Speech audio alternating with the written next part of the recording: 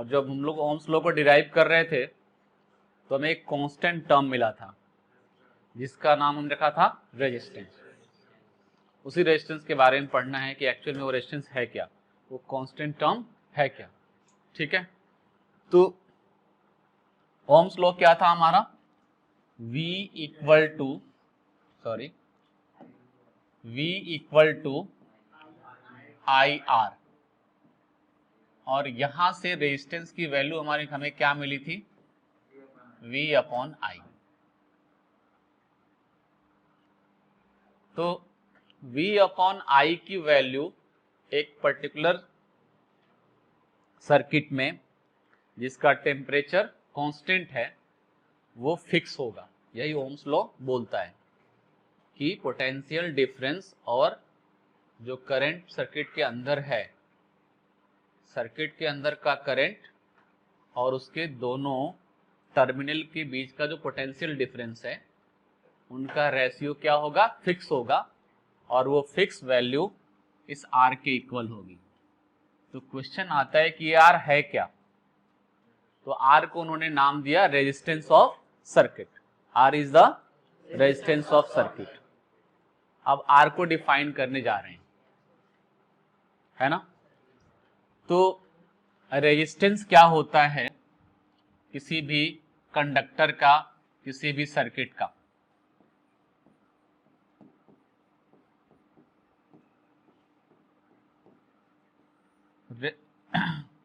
Resistance क्या होता है, तो resistance is the property of conductor by which any conductor oppose the movement of current. वो conductor की एक ऐसी प्रॉपर्टी है जिसके थ्रू कंडक्टर क्या करता है, करंट के मूवमेंट को क्या करता है, अपोज करता है। मीन्स जिस वायर का रेजिस्टेंस जितना ज्यादा होगा उसमें करंट उतना ही कम मूव करेगा। ठीक है, जिस वायर का रेजिस्टेंस जितना ज्यादा होगा, ध्यान से सुनो, जिस वायर का रेजिस्टेंस जितना ज्यादा होगा करंट उतना कम मूव कर पाएगा। ठीक है, बात समझ में आ रही है। तो रेजिस्टेंस क्या है, एक अपोजिंग प्रॉपर्टी है। किसकी अपोजिंग प्रॉपर्टी है, कंडक्टर की। किसको अपोज करता है, करंट को। बात समझ में आ गई। ये रेजिस्टेंस हम शॉर्ट में लिख लेते हैं, ये opposing property of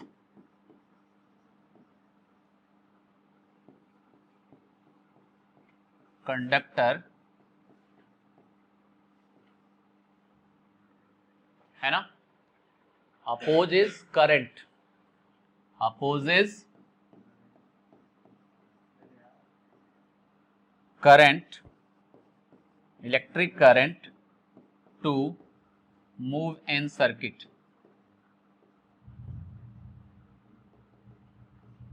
moving circuit. तो रेजिस्टेंस, कोई डाउट है? हाँ, कंडक्टर की प्रॉपर्टी है। हाँ, और क्या दिक्कत क्या है। अपोजिंग मतलब किसी को अपोज करने की। किसको अपोज करता है वो, करंट को। बस बात समझ में आ गई। डिफिनेशन लिखवा चुका हूं पहले और आगे भी आएगा, मतलब समझना था, क्लियर हो गया। आप डायरेक्टली डिफिनेशन, यस,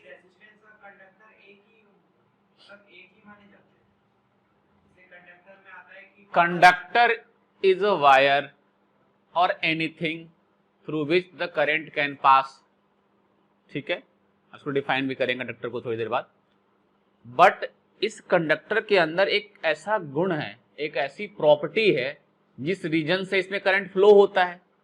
लेकिन अगर इस कंडक्टर की जगह आपने सपोज किया लकड़ी का टुकड़ा ले लिया, करंट जाएगा? नहीं जाएगा। क्यों? क्योंकि उसका रेजिस्टेंस बहुत ज्यादा है, हाई रेजिस्टेंस। तो रेजिस्टेंस क्या करेगा, करंट के मूवमेंट को अपोज करेगा, है ना। तो resistance is a property, conductor is a material. Understood. Conductor एक वायर, एक मटेरियल है, वो एक मेटल है है ना, जिसके बारे में बात कर रहे हैं। आगे चलते हैं। हमने समझा कि रेजिस्टेंस क्या होता है, कहां से रेजिस्टेंस निकल के आया था वो मैंने दिखा दिया कि I प्रोपोर्शनल टू V लिखा, हमने V प्रोपोर्शनल टू I लिखा था और वहां से हमने R को इसमें डाला था, वही R था हमारा आर्गुमेंट। ठीक है, आगे बढ़ते हैं।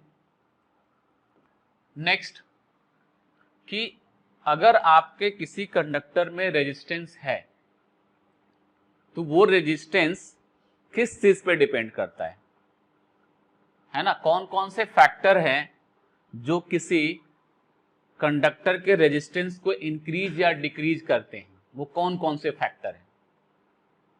ठीक है, तो हम लोग पढ़ने जा रहे हैं कि factor affecting the resistance of conductor. ठीक है, चलिए वो कौन कौन से फैक्टर्स को देखते हैं हम लोग। तो सबसे पहला फैक्टर है लेंथ। क्या फैक्टर है? Length. What length? Length of the conductor. दूसरा फैक्टर है cross section, cross sectional area. तीसरा फैक्टर है नेचर ऑफ मटेरियल।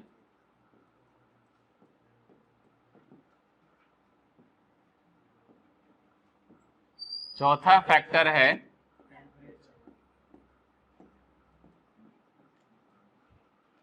टेम्परेचर। ये चार ऐसे फैक्टर हैं जिसपे आपका जो रेजिस्टेंस है वो डिपेंड करता है।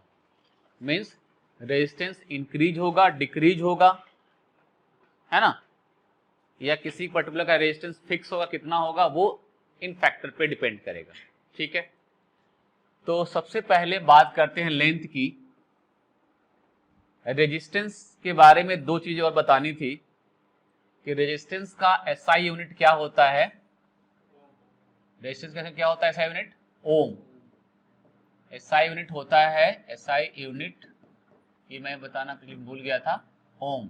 और इसको इस तरह आप रिप्रेजेंट करते हैं OHM, ओम। ठीक है, तो रेजिस्टेंस के लिए फैक्टर कौन कौन से हैं? Length, cross sectional area, nature of material और टेम्परेचर। लेंथ कैसे अफेक्ट करता है इसको देखते हैं। तो लेंथ का नेचर क्या है? Length is proportional to resistance. Means conductor की जो लेंथ है वो रेजिस्टेंस के प्रोपोर्शनल है। इसका मीनिंग ये हुआ कि लेंथ जितना ज्यादा होगा रेजिस्टेंस उतना ज्यादा होगा, लेंथ जितना कम होगा रेजिस्टेंस उतना कम होगा, क्योंकि लेंथ के प्रोपोर्शनल है।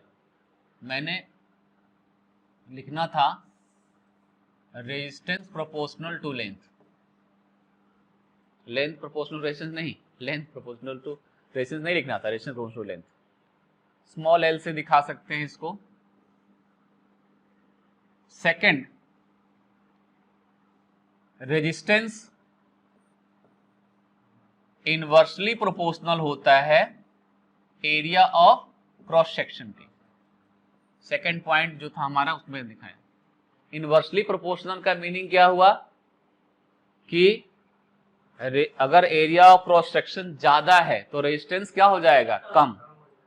और एरिया ऑफ क्रॉस सेक्शन कम है तो रेजिस्टेंस क्या हो जाएगा? बढ़ जाएगा।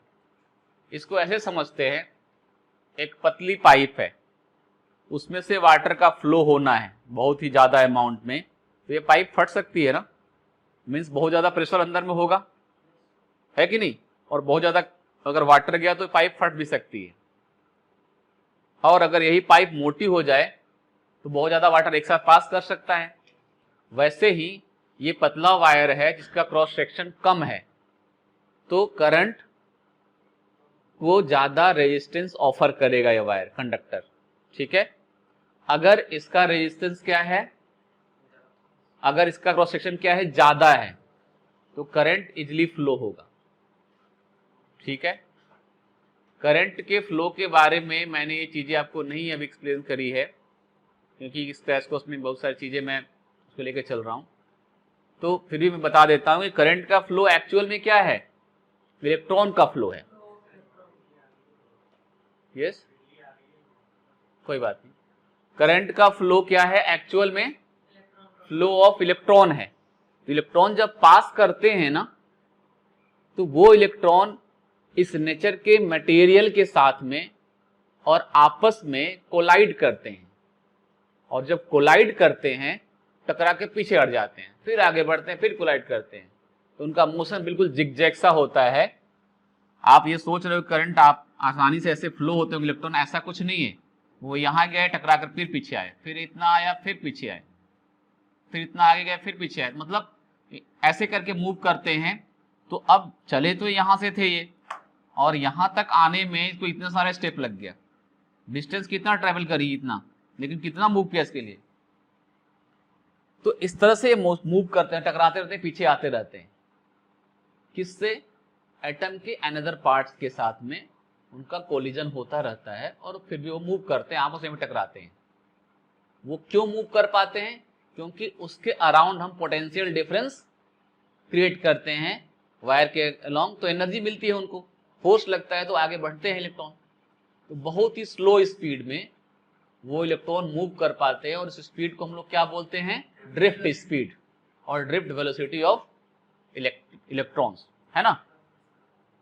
जिस स्पीड के साथ इलेक्ट्रॉन फ्लो करते हैं कंडक्टर में, ठीक है, उस स्पीड को क्या बोलते हैं, drift speed of the electron, और स्पीड बहुत ही कम होती है।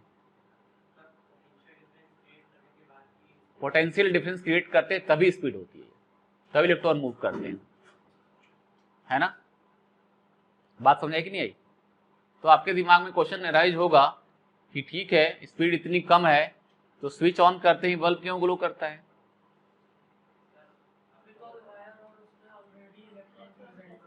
हाँ, ऑलरेडी कंडक्टर्स में हर जगह इलेक्ट्रॉन अवेलेबल है। जैसे ही हमने दो वायर के बीच में पोटेंशियल डिफरेंस क्रिएट किया, वैसे ही क्या होगा, हर जगह जो इलेक्ट्रॉन, सब पे प्रेशर लगना शुरू हो गया एक बार में। उस प्रेशर के कारण इलेक्ट्रॉन हर जगह अपने प्लेस से मूव करना शुरू करेगा, जो इलेक्ट्रॉन जहां है वहीं से मूव करना शुरू करेगा। तो अब जो बल्ब के अंदर इलेक्ट्रॉन है वो वहीं से मूव करना शुरू करेंगे, तो वो ग्लो करेगा।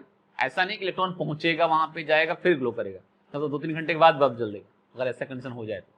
ऐसा नहीं होता है। तो अब मैं बता रहा था कि जो आपका रेजिस्टेंस है ना, इसी कोलिजन के कारण प्रोड्यूस होता है, बार बार टकराना। कोई घिस घिस के जाए, टक्कर मारे, तो हीट प्रोड्यूस होगा कि नहीं होगा, तो वही रेजिस्टेंस है। और रेजिस्टेंस कभी कभी इतना अधिक होता है कि वायर क्या होता है, बिल्कुल हॉट रेड हो जाता है। जैसे अभी हम आगे देखेंगे उसके बारे में। हाँ, जैसे आपका जो एलोए की वायर बनाते हैं हम, क्यों बनाते हैं, हमें अगर करंट से हीट प्रोड्यूस करना है, इलेक्ट्रिक करंट का यूज हीटिंग के लिए करना है, तो जो भी हीटिंग एलिमेंट होंगे उनका रेजिस्टेंस बहुत ज्यादा होना चाहिए, और वो जल्दी मेल्ट भी नहीं होने चाहिए। जो नॉर्मल वायर है वो हीट होने पर जल्दी मेल्ट हो सकता है। तो हम लोग क्या करते हैं, एक या एक से अधिक मेटल को मिला करके एलॉय बनाते हैं, ठीक है। तो मैग्नीन हो गया, टंगस्टन, तो ये आपका मेटल है, और भी एक दो एलॉय हैं, और आपने एक अभी नाम लिया था नाइक्रोम वायर। इन सब का जो रेजिस्टेंस है ना, ये नॉर्मल जो कॉपर का वायर यूज करते हैं उससे लगभग 60 टाइम्स मोर होता है। मैग्नीन का लगभग 25 to 30 टाइम्स मोर होता है, और मेल्टिंग पॉइंट भी काफी अधिक होती है। कुछ बात समझ में आ रही है। तो करंट तो जाता है उसमें, पोटेंशियल डिफरेंस इक्वल देते हैं, लेकिन उसका रेजिस्टेंस इतना अधिक है कि इलेक्ट्रॉन आपस में कोलाइड करते करते हीट कर देते हैं और वो ग्लो करने लगता है। जितने भी अप्लायंसेज जहां पे हीटिंग एलिमेंट यूज होते हैं, जैसे वाटर हीटर रॉड जो होती है आप प्रेस करने के लिए यूज करते हैं, तो उन सब में इन्हीं की कॉइल बनी होती है। वो रेड हॉट हो जाते हैं पर वो बर्न नहीं होते और हमारा काम उनके हीट से जो हमें चाहिए हम पूरा कर लेते हैं, उनसे हीट प्रोड्यूस होता रहता है। तो इन सब के पीछे मास्टर कौन है? रेजिस्टेंस। वो रेजिस्टेंस ही है, ठीक है, इसलिए उनको स्पेशली रेजिस्टर ही बोलते हैं।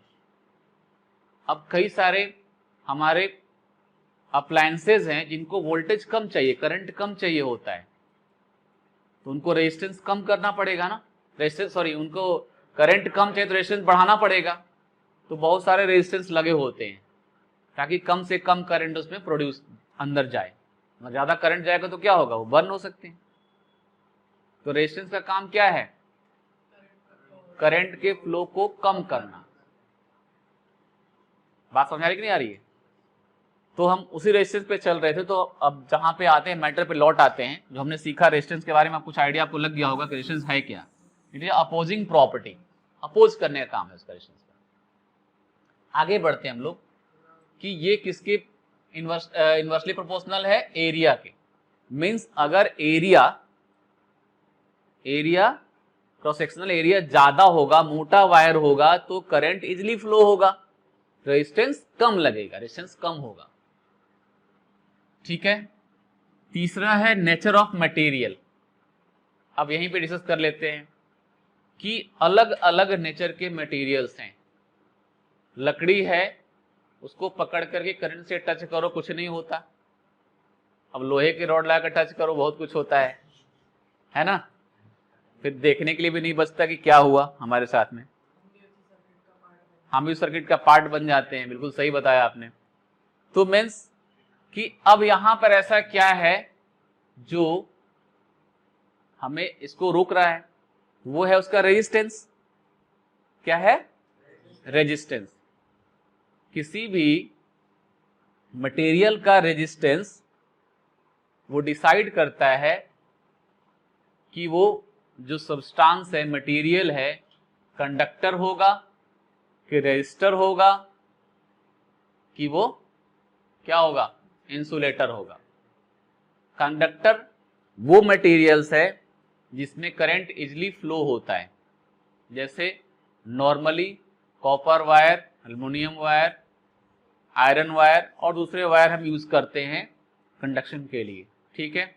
सिल्वर तो बहुत ही ज्यादा कंडक्टिव है, सिल्वर का रेजिस्टेंस बहुत ही कम होता है, इसीलिए इसका यूज हम लोग जो सोलर पैनल्स होते हैं जहाँ पे बहुत कम करंट आती है, क्योंकि ज़्यादा हैवी अगर रेजिस्टेंस रहेगा तो थोड़ी करंट होगी तो पहुँच ही नहीं पाएगी, पहले ही वो रास्ते में दम तोड़ देगी। इसीलिए हम लोग इसीलिए सोलर पैनल काफ़ी महंगे होते हैं, क्योंकि उसमें सिल्वर लगा होता है। सुना ना सोलर पैनल कितने महंगे होते हैं। तो अब सिल्वर की बात करें तो उसका जो रेजिस्टेंस होता है वो कम होता है। तो हम कैसे माने कि किसका रेजिस्टेंस कम किसका ज्यादा होता है? तो इसके लिए एक नया वर्ड बनाया गया, इसको बोलते हैं रेजिस्टिविटी ऑफ द मटेरियल। क्या बोलते हैं? Resistivity of the material.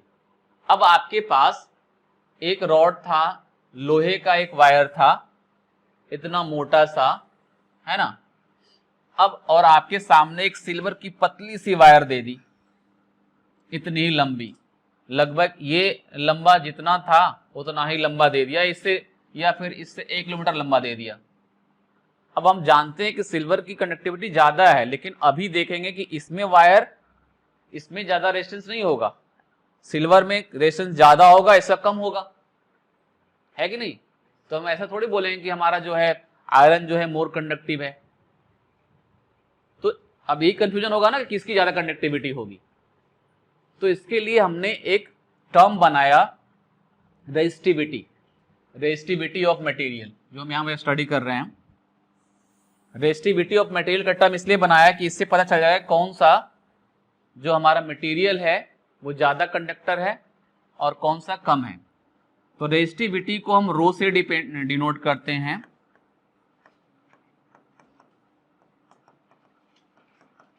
Resistivity, ठीक है। रेजिस्टिविटी को डिफाइन कैसे करें? अच्छा ऐसा करते हैं, इसके बाद में करेंगे इस चीज को, पहले ये चीज लेके आते हैं, फिर बाद में अभी सारा आपका कंफ्यूजन हो जाएगा। पहले ये कर लेते हैं, उसके बाद आएगा टर्म डिफाइन करने के लिए।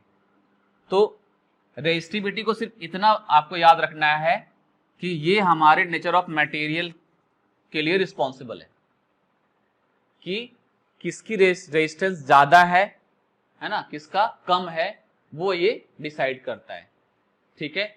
तो नेचर ऑफ मटेरियल ये बताता है कि किसका रेजिस्टेंस कब ज्यादा होगा कब कम होगा, ये फिक्स है, इसको बताना नहीं पड़ता अलग से, ये इसका कोई फैक्टर नहीं है, डायरेक्टली आपको पता है कि इस मटेरियल का ज्यादा है, इस मटेरियल का कम है, ठीक है। इसके बाद आता है टेम्परेचर। टेम्परेचर के क्या होता है? प्रोपोर्शनल होता है, मींस अगर टेम्परेचर ज्यादा है तो रेजिस्टेंस ज्यादा होगा, टेम्परेचर कम होगा तो रेजिस्टेंस कम होगा, लेकिन वेरिएशन एक जैसा नहीं होता है, इसलिए बिल्कुल प्रोपोर्शनलिटी में हम नहीं लिख सकते। बस इतना आपको पता रखना है कि नेचर ऑफ मटेरियल टेम्परेचर बढ़ाने पर रेजिस्टेंस बढ़ेगा, टेम्परेचर कम करने पर रेजिस्टेंस कम होगा। तो डाउट? No doubt. अब चलते हैं हम लोग इन दोनों को कंबाइंड करते हैं, 1 और 2 को, तो हमें क्या मिलेगा? R equal to R proportional to क्या मिलेगा? R proportional to L upon A, ठीक है। और इस प्रोपोर्शनलिटी का साइन अगर हटाएंगे तो क्या मिलेगा? R equal to rho L upon A। हाँ, हर मेटल के लिए फिक्स है उसकी वैल्यू। यहीं से अभी ये रेजिस्टिविटी आ जाएगी आपके पास। हाँ, रो की वैल्यू गिवन होगी, अगर वहां यूज करना है रो तो रो की वैल्यू गिवन होगी, जरूर देगा। कई बार तो रो निकालने के लिए देता है, सब कुछ दे देगा रो निकालने के लिए, तो क्योंकि ये फॉर्मूला बन गया ना आपके सामने, तो आपके सामने रेजिस्टेंस का फॉर्मूला क्या बन गया? R equal to rho L upon A। This is the formula of resistance. कोई डाउट है? R equal to rho L upon A। तो अब यहां पे रो एक प्रोपोर्शनलिटी कांस्टेंट है जिसको हम रेजिस्टिविटी ऑफ मटेरियल बोलते हैं। Rho is a proportionality constant which is called resistivity of material. तो समझ में आ रहा है बेटा? नहीं आ रहा है? आ रहा है ना अच्छी तरह से? ओके। तो हम एक पेज ऐड करते हैं, यहां पे हमारा फॉर्मूला मिला R equal to rho L upon A।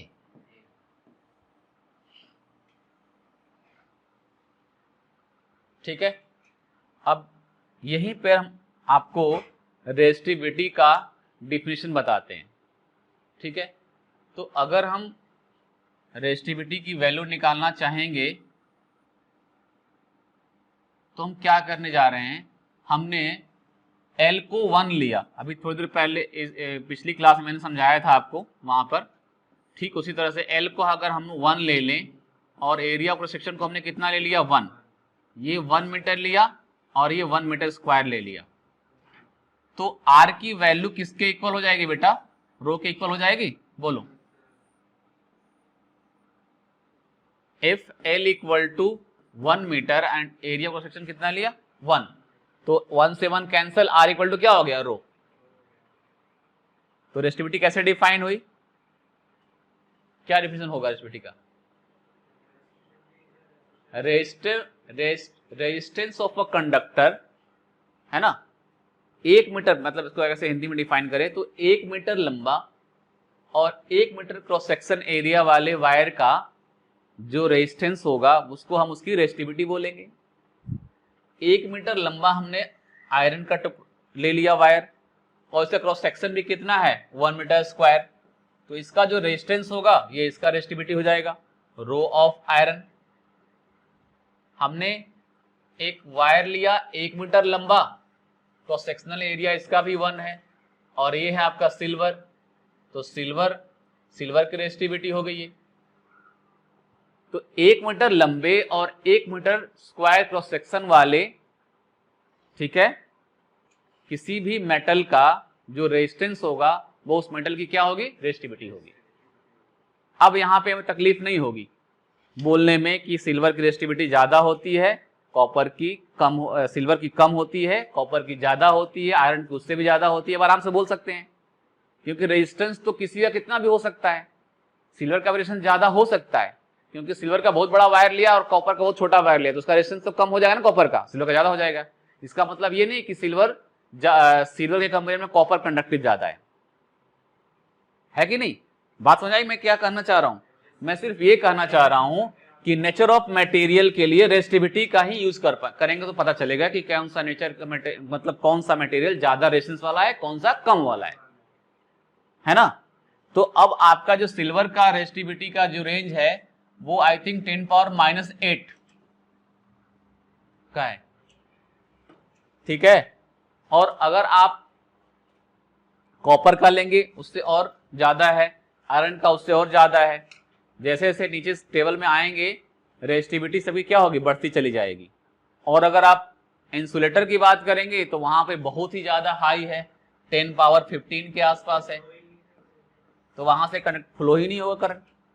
तो ये हो गया इंसुलेटर का, और ये है मोस्ट जो सबसे ज्यादा कंडक्टिव है, जिसकी रेजिस्टिविटी सबसे कम है उसका, यानी सिल्वर का।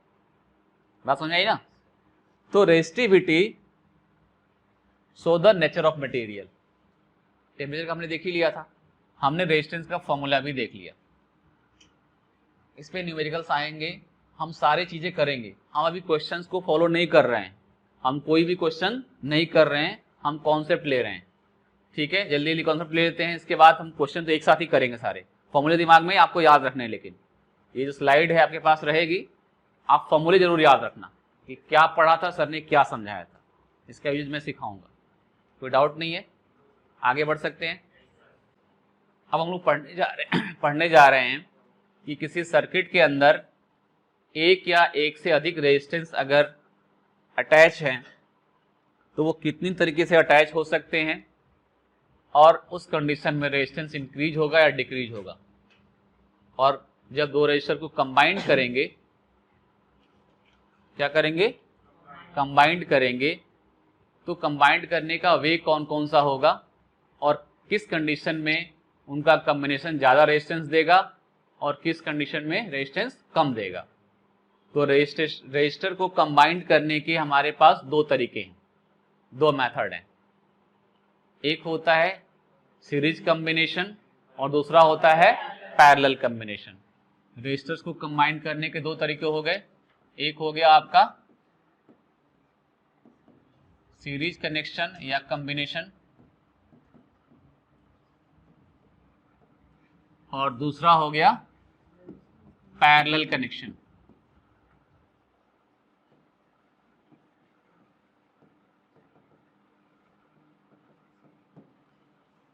बात समझ आ रही है? सीरीज कनेक्शन और पैरेलल कनेक्शन हमारे। अब हम चलते हैं दोनों को बारी बारी से देखते हैं कि सीरीज कनेक्शन क्या होता है और पैरेलल कनेक्शन क्या होता है। तो फर्स्ट चलते हैं सीरीज कनेक्शन पे। सीरीज कॉम्बिनेशन में जो रजिस्टर होते हैं वो consecutively end to end attached होते हैं, है ना। In series connection resistors are attached end to end consecutively. In series connection resistors are attached end to end consecutively, ठीक है। तो कैसे आप देख सकते हैं, ये है पहला, दूसरा रजिस्टर, तीसरा रजिस्टर। तो इस तरह के कनेक्शन को क्या बोलते हैं, सीरीज कनेक्शन। अब इस सीरीज कनेक्शन के केस में क्या क्या इसके अंदर प्रॉपर्टी हो सकती है, कैरेक्टरिस्टिक्स क्या हो सकती है इस कनेक्शन की, ये समझेंगे। जब भी सीरीज कनेक्शन करते हैं, सपोज करो ये वायर सीरीज कनेक्शन में है और इसमें इसको हमने एक बैटरी के साथ में अटैच कर दिया और ये की है, ठीक है। तो यहां पर क्या हम देखते हैं कि जब भी सीरीज में अटैच करेंगे, एंड टू एंड ज्वाइन करेंगे, तो जो भी टोटल रिजल्टेंट रेजिस्टेंस बनेगा, जो भी बने, अभी उसके बारे में पता नहीं हमें, जो भी टोटल रेजिस्टेंस इन सारे के मिलाकर आएगा, उसकी वजह से जो करंट डेवलप होगा इस पोटेंशियल को लेकर के, ठीक है, पोटेंशियल को लेकर के जो करंट डेवलप होगा वो करंट सब में इक्वल होगा। मींस कि सर्किट में जो भी करंट डेवलप होगा वो हर रेजिस्टर से इक्वल होकर जाएगा। मतलब अगर यहां से 10 एम्पियर करंट प्रोड्यूस हुआ इस बैटरी के कारण, पोटेंशियल डिफरेंस के कारण, तो यहां से इस वाले से भी 10 एम्पियर पास करेगा, इससे भी 10 पास करेगा, इससे भी 10 पास करेगा, क्योंकि वायर तो यही है ना। तो आपको क्या याद रखना चाहिए कि जब आपके रेजिस्टर सीरीज में होते हैं तो उस टाइम पे उनके थ्रू जो करंट पास करता है वो क्या करता है, इक्वल करंट पास करता है सबसे। जितने भी रजिस्टर अटैच होंगे सबसे सेम करंट पास करेगा। बात समझ में आ रही कि नहीं आ रही है? दूसरी चीज, मतलब सबसे करंट, अगर इसमें करंट आई है तो इससे भी आई, इससे भी आई, इससे भी आई। लेकिन हम बात करते हैं पोटेंशियल डिफरेंस की। पोटेंशियल डिफरेंस किस पे डिपेंड करता है? हमेशा दो पॉइंट के बीच होता है, ए बी सी डी, ये 4 पॉइंट है। हमेशा ध्यान रखना पोटेंशियल डिफरेंस हमेशा क्या होता है, 2 पॉइंट के बीच होता है। बताया था ना आपको कि पोटेंशियल क्या होता है और उसके बीच का डिफरेंस कैसे बताया था। तो यहां पर इस सेल, इस बैटरी के 2 टर्मिनल के बीच का जो पोटेंशियल डिफरेंस V है, तो ये वाला वायर यहां से चल रहा है, इसमें बीच में कुछ जुड़ा है क्या? कुछ नहीं जुड़ा है। तो यहां से यहां तक हर पॉइंट का पोटेंशियल इस पोटेंशियल प्लस वाले पोटेंशियल के बराबर होगा। यहां तक अगर इस पॉइंट का नाम देते हैं ए, तो ए, और यहां से यहां तक जितने भी पॉइंट हैं ये सारे सेम पोटेंशियल पे हैं, यानी डी तक। तो जो पोटेंशियल इस सेल, इस बैटरी के टर्मिनल के क्रॉस है, वही पोटेंशियल ए और डी के बीच है। यानी इसके बीच का पोटेंशियल डिफरेंस V है, तो A और B के D के बीच का पोटेंशियल डिफरेंस क्या है? V है। ये हमेशा याद रखना बेटा कि कहीं पर भी अगर एक सेल दे दिया, ऐसे वायर लगा दिया, तो जो इसके बीच का पोटेंशियल डिफरेंट है वही आपका, अगर AB दिया उसके बीच का पोटेंशियल डिफरेंस भी वही होगा, क्योंकि इधर तो कुछ अटैच नहीं, कोई रेजिस्टेंस। लेकिन बीच में अगर यहां पे हमने रेजिस्टेंस ऐड कर दिया तो इसका पोटेंशियल और इसका पोटेंशियल क्या होगा? अलग होगा, है ना, क्योंकि यहां ले जाने ज्यादा वर्क या कम वर्क करना पड़ेगा, जो भी होगा सेम। इसके बीच के पोटेंशियल डिफरेंस अलग होगा, इसके बीच का पोटेंशियल डिफरेंस अलग होगा। तो यहां से क्या समझ में आया कि जब 2 या 3 या अधिक, एक से अधिक रेजिस्टर आपस में सीरीज में अटैच्ड होंगे तो उनके बीच का पोटेंशियल डिफरेंस अलग अलग होगा। पहली चीज क्या समझा कि करंट सेम पास करेगा, पोटेंशियल डिफरेंस अलग अलग होगा। ठीक है, अब बात करते हैं पैरेलल कनेक्शन की। पैरेलल कनेक्शन में क्या होता है? क्या करंट सेम क्यों जाता है, ये पूछ रहे हो? तो यहां से करंट 10 जाएगा तो 10 करंट कहां चला जाएगा?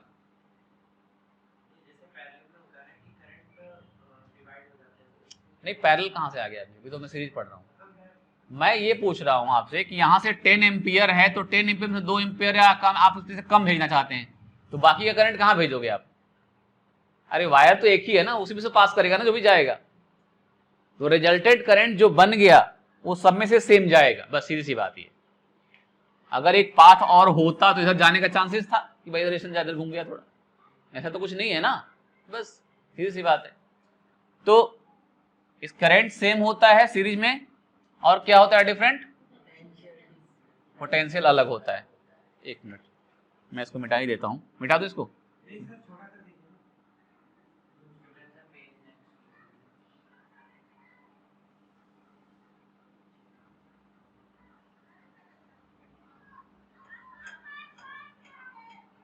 सीरीज का हो गया, हमने देख लिया।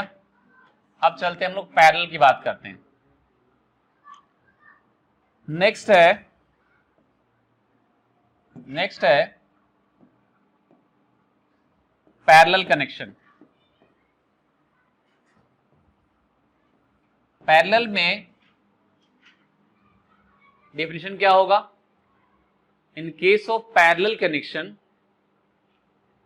the two resistance or more resistance attached between two fixed point, कि भाई इसके along एक रेजिस्टेंस ऐड किया हमने इस ए बी के क्रॉस, दूसरा रेजिस्टेंस भी हमने इसी के क्रॉस किया, तीसरा रेजिस्टेंस भी हमने इसी पॉइंट।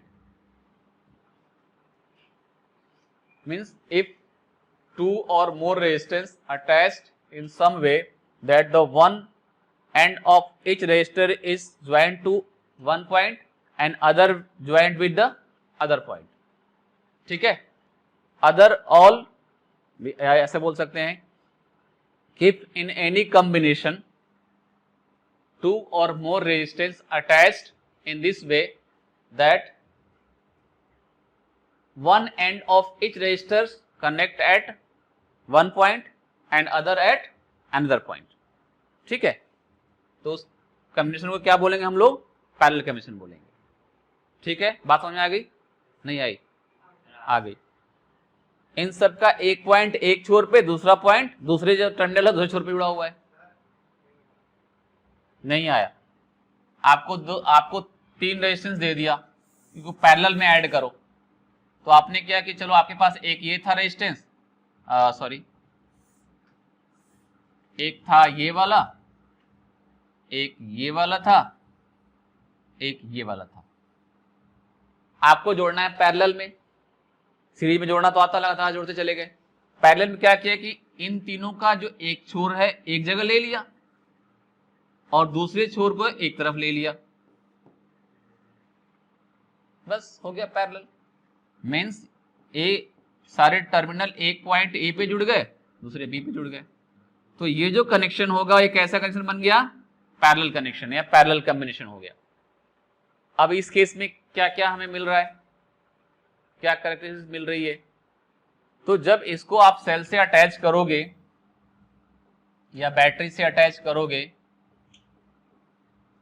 तो आप देखोगे कि जो भी करंट डेवलप होगा आई, वो अलग अलग पार्ट में डिवाइड हो जाएगा।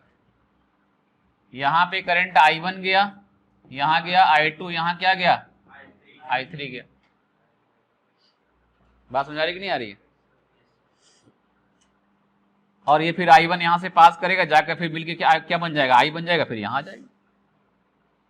बट आपने देखा कि करंट तो अलग अलग होगा, लेकिन सारे क्या हैं? सेम पोटेंशियल पे हैं, क्योंकि सारे दो सेम पॉइंट के साथ अटैच्ड हैं।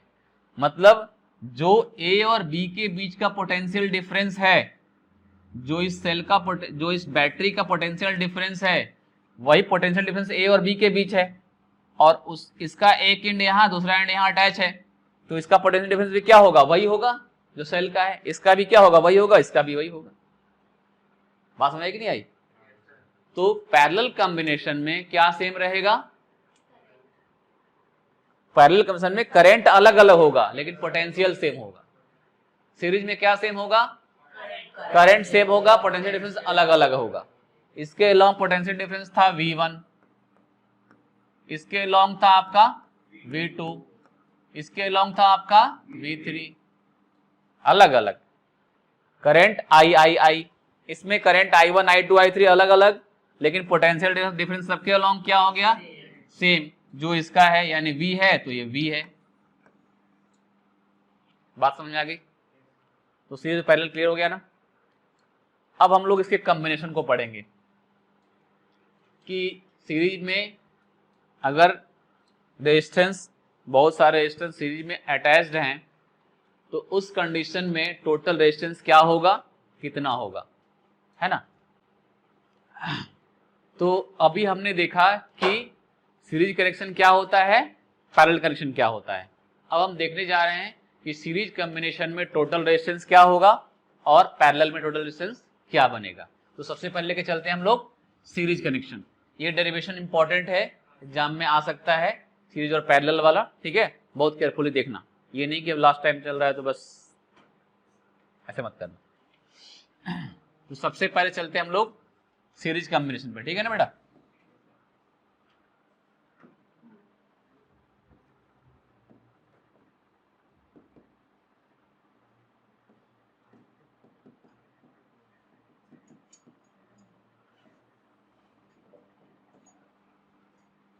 ठीक है,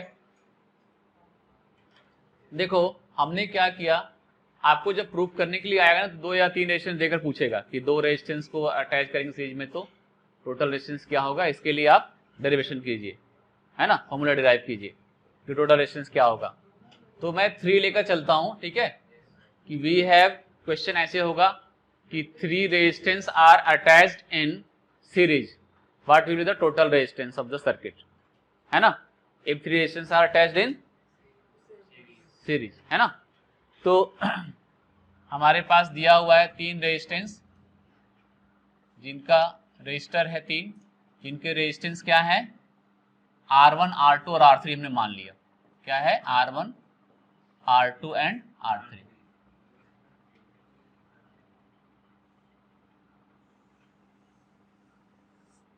R1, R2 and R3, they are connected in series with a battery, ये की हो गया, फिगर तो दिख रहा है आप लोगों को, क्लियर, ओके। तो ये किस में अटैच्ड है, सीरीज में अटैच्ड है, और आपको टोटल रेजिस्टेंस निकालना है, ठीक है।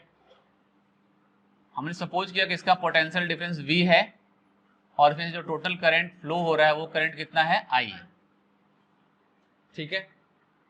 Also we consider that let the potential difference across R1 is V1, potential difference across R2 is V2 and across R3 is V3, क्योंकि आपको पता है कि सीरीज कनेक्शन में during series combination potential difference will be different for all resistor. बात समझ आ रही है, अलग अलग होगा, है ना, ठीक है, कोई डाउट है, नहीं किसी को डाउट नहीं। तो चलिए अब हम लिख लेते हैं इस चीज को, पूरा लिख के बताऊं करूं, पूरा लिख के करूं, okay. Let R1, R2 and R3 are 3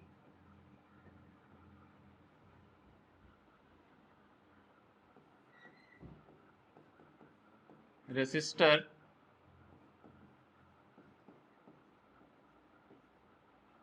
connected in series, ठीक है, connected in series. Let potential difference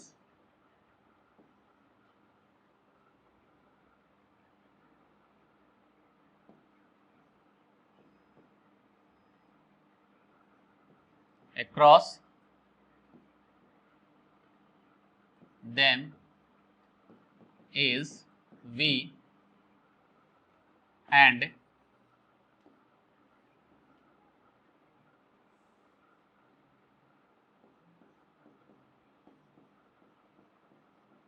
current produced in circuit is I, ठीक है। Again let potential difference across R1, R2 and R3 be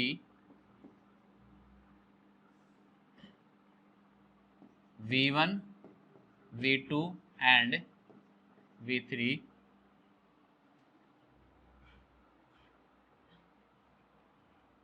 respectively। यहां तो कोई doubt बताओ? जो वहां पर फिगर में दिख रहा है मैंने वही नोट किया। यहाँ पे आपको ऐसे लिखना है कि भाई हमारे पास 3 रेजिस्टर सीरीज में अटैच्ड है, जिसके क्रॉस में एक बैटरी लगाई है, इसका पोटेंशियल डिफरेंस क्या है? VA। Let the current in the circuit be I and the potential difference across each of the resistor are V1, V2 and V3, R1, R2, R3 है ना, रिस्पेक्टिवली दिया। यहां तक कोई डाउट नहीं है? तो फ्रॉम ओम्स लॉ एक चीज और लिख लेते हैं, एक लाइन और लिख ही लेते हैं। लेट टोटल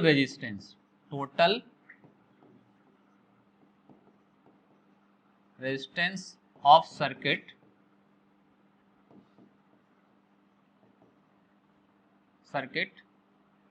बी R, कि टोटल रेजिस्टेंस सर्किट कितना है? R है। टोटल मतलब इन तीनों को ऐड करके हमें एक रेजिस्टेंस मिला, वो कितना है? R है। ठीक है,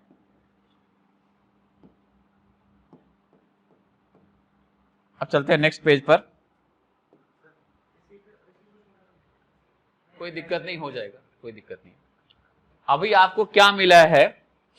हमने क्या माना कि टोटल रेजिस्टेंस कितना मान लिया हमने कि R है, और हमने क्या माना था? करंट कितना है? I है, और ये इसका पोटेंशियल डिफरेंस कितना था इस बैटरी का? V था ना। अगर टोटल सबको तीनों को ऐड करके ये R आया है, ये I और ये V है, तो फ्रॉम ओम्स लॉ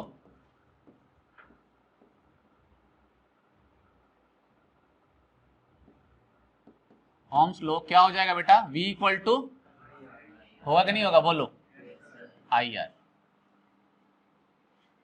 अब इस फिगर को अब यहां से कॉपी कर लेते हैं एक बार आपको दिखाने के लिए।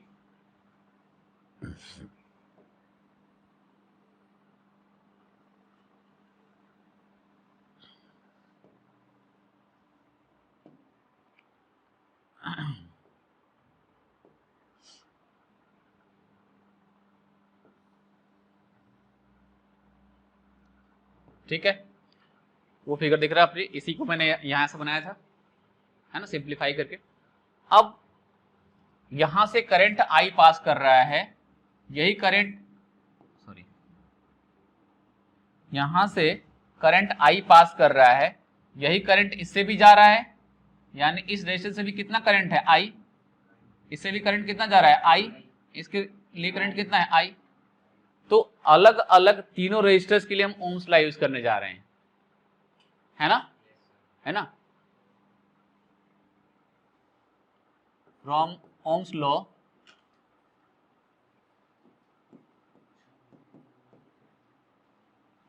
फॉर रेजिस्टेंस क्या होगा? R1, तो क्या हो जाएगा? V equal to V1 equal to IR1 होगा, बताइए। V1 equal to IR1, V2 equal to क्या हो जाएगा? IR2, और V3 इक्वल टू क्या हो जाएगा? IR3। कोई डाउट है तो बताओ। हाँ हाँ हाँ, from Ohm's law for total resistance लिया ना हमने तो, और फिर या using ohms law for each resistance लिख दो। हाँ, एक मिनट, अब मिटाऊंगा तो सारा मिट जाएगा, एक minute.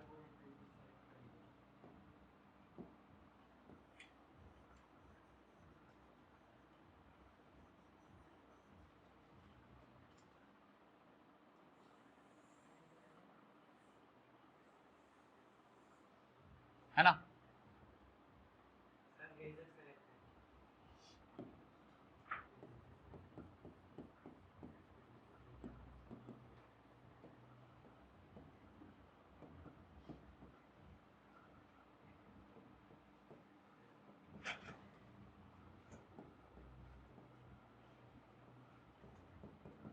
Register separately.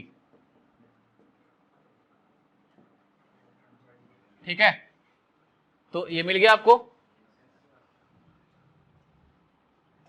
We have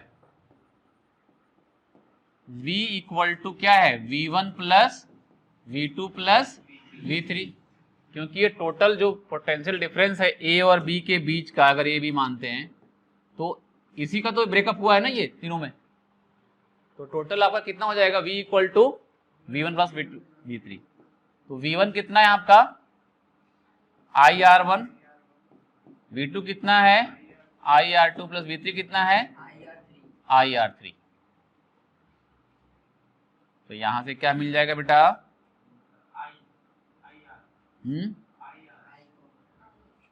तो V की यहां तो हो जाएगा V इक्वल टू IR ना, IR, I कॉमन ले लेते हैं सब में से, R1 plus R2 plus R3, और यहाँ क्या हो गया IR, I से I कैंसिल, क्या मिल गया बेटा यहां से बताओ।